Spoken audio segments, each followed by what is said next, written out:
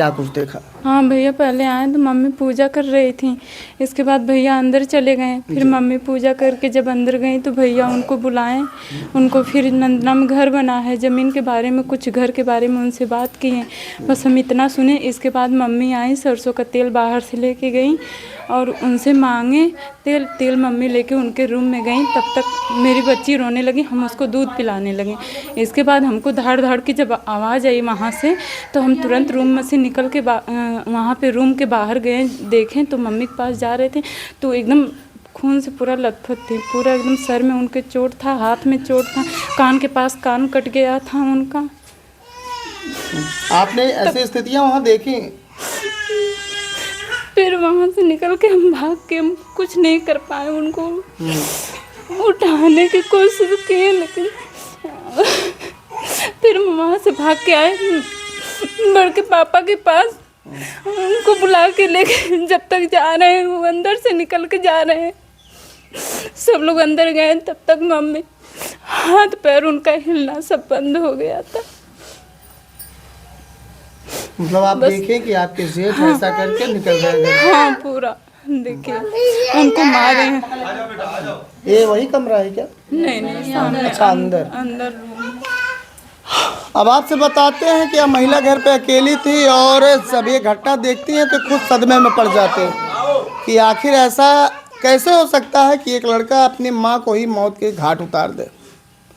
अब आप बताइए, एक लड़का तो घर से बाहर परिवार का जीविका चलाने के लिए एक छोटी सी दुकान किया है और वहाँ पे आ गया हुआ था, और वही माँ उसी लड़के के लिए जो हत्यारा है, जो अपनी माँ को मौत के घाट उतार दिया, उसी लड़के के लिए यहाँ पे राशन तैयार कर रही थी बोरियों में भर के कि वहाँ पे भिजवाया जाएगा जहाँ पर मेरा बड़ा लड़का इसमें निवास कर रहा है पत्नी और बच्चों के साथ।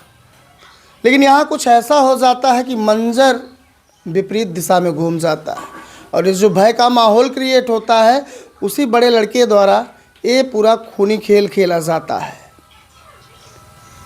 माँ 9 माह पालती है, बड़ा करती है, सालों की मेहनत उसके पीछे होती है एक अच्छा शरीर और आकार देने में।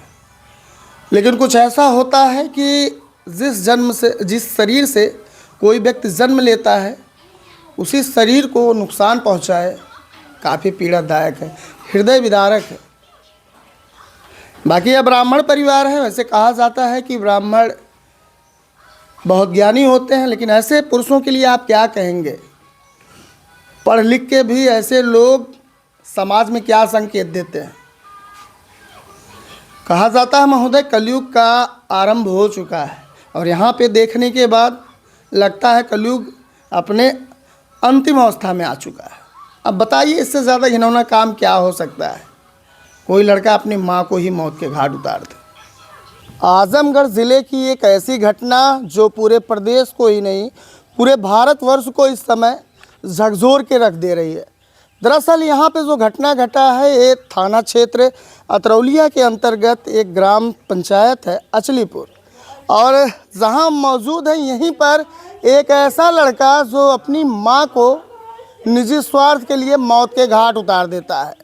और आपसे बताते हैं कि अगर कोई लड़का अपनी माँ से कुछ चाहता है तो ज़्यादा से ज़्यादा अपने माँ बाप के जो जायदाद होते हैं उसमें से कुछ हिस्सा होता है।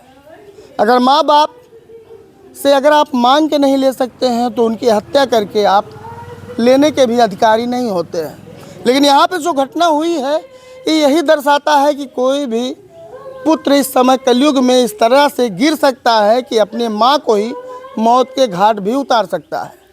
हालांकि जो लड़का अपनी माँ को मारा था वह इस घर का बड़ा लड़का है और जो उसका छोटा भाई यहीं से कुछ दूरी पर एक छोटी सी दुकान करके अपने घर परिवार की जीविका चलाया करता था। लेकिन बड़े लड़के को इस सब बातों का होना अच्छा नहीं लगता था कि हमारा भाई दुकान चला रहा है और शायद मुझे भी वो दुकान मिल जाता तो शायद अच्छा होता। हालांकि वह जो छोटा इस घर का लड़का था वह अपने मेहनत से ही सब कुछ किया था। अब आप कुछ करिए भी ना और घर में आपको सिर्फ हिस्सा चाहिए, ऐसे व्यक्ति होते हैं, आपको देखने को भी मिलता होगा। लेकिन पीछे देखिए मातम पसरा हुआ है, लोग रोते भी लगते हुए नज़र आ रहे हैं। और ये जो घटना है वाकई में बहुत ही पीड़ादायक है। चलिए छोटे लड़के से हम बात करेंगे और जानने का पूरा प्रयास भी करेंगे कि आखिर क्यों एक लड़का अपनी माँ को मौत के घाट उतार देता है। क्या नाम है आपका? सर हमारा नाम प्रवीण कुमार पांडे उर्फ रवि पांडे, ग्राम निवास अचलीपुर, थाना तरौलिया, डिस्ट्रिक्ट आजमगढ़ के हम निवासी हैं। क्या कारण रहा कि आपका भाई आपके ही माँ को घर पे आकर के मार दिया? क्या कुछ पता चला? सूत्रों के हिसाब से तो हमें पता चला सर, लालच। लालच की वजह से कोई लड़का इस तरह से गिर सकता है कि अपनी माँ को ही मौत के घाट उतार दिया। अब सर एक कलयुग है, ऐसे घटना तो घटी है। अब ये घटना तो दर्शा ही रही है जी कि कोई भी लड़का अपनी माँ को या बाप को इस संपत्ति और लालच के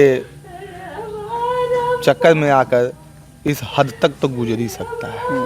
अच्छा, ये घटना ने साफ कर दिया। आपका बड़ा भाई रहता कहाँ पे था? सर हमारा बड़ा भाई प्रवीण कुमार पांडे उर्फ मनीष पांडे, कहाँ रहता? वो प्योर बेरोजगार था, कर्महीन था और जो है कुछ वैसे जो है उसकी दोस्ती भी थी, जैसे कि बहुत वो होते हैं ना जो है क्या होते हैं विपरीत टाइप के कुछ लड़के हाँ होते हैं, विपरीत जो टाइप असामाजिक होते के हैं। असामाजिक होते हैं। ऐसे उसकी कुछ जो है लड़कों से दोस्ती थी और उन्हीं के साथ अपना दिन घूमकर बिताता था और घर पे आता था। कहाँ पे था उसका जब आपकी माँ को मारा है? तो यहीं पर रहा करता था या और कहीं रहा करता? नहीं, जिस दिन माँ को मारा है उसके राइट 21 जून को वो आजमगढ़ अपनी बीबी और 2 बच्चों सहित जाके शिफ्ट हुआ था शहर में जी कि बीबी को कोचिंग कराएंगे जी और बच्चों को वहीं प्राइवेट स्कूल में पढ़ाएंगे। जी। जाके वहाँ पे शिफ्ट हुआ। यहाँ पे जब आया तो आप घर पे थे क्या? नहीं सर, मैं राइट सुबह 9 बजे निकल गया उसको राशन लेकर, गेहूं और चावल। वही माँ अपने बेटे को तैयार करके हमको दी कि ले जाके हमारे बड़े बेटे और बड़ी बहू को आजमगढ़ पहुंचा दो ये राशन उसके खाने के लिए। और समस्या ना हो। हम यहाँ से वही राशन लेकर बाइक से राइट सुबह 9 बजे निकल गए जी। और वो यहाँ के दर्शक के बताने के हिसाब से कि 10 बजे राइट आया और 20 मिनट में वो घटना को अंजाम देकर यहाँ से फरार हो गया। क्या किसी हथियार से या फिर किसी और चीज़ से प्रहार किया गया? किस चीज़ से प्रहार किया गया था? धारदार लोहे का खंजर था। अच्छा, तो उसी से उस समय घर पे कौन कौन लोग मौजूद थे? हमारी बीबी और हमारे 2 अनबोलता बच्चे हैं। जी। आपके बीवी से बात अगर संभव हो तो थोड़ा बात करवाइए। बिल्कुल संभव जी, सर। बुलवाइएगा। जाओ सर अगला।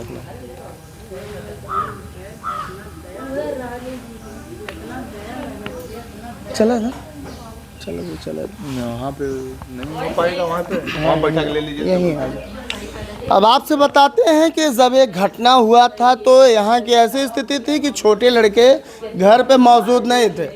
हालांकि यहाँ पर उनके यानी जो छोटे लड़के थे उनकी पत्नी यहाँ मौजूद थी और उनके 2 छोटे छोटे बच्चे। अब उन्हीं के द्वारा जानते हैं कि जब ये सब हुआ तो उन्होंने क्या कुछ सुना और क्या कुछ देखा। चलिए जानने का प्रयास भी करेंगे। कितने बजे घटना हुई थी? करीब 10 साढ़े 10 बजे करीब हुई थी। 10 साढ़े 10 बजे हुए थे। हाँ। क्या कुछ आपने सुना?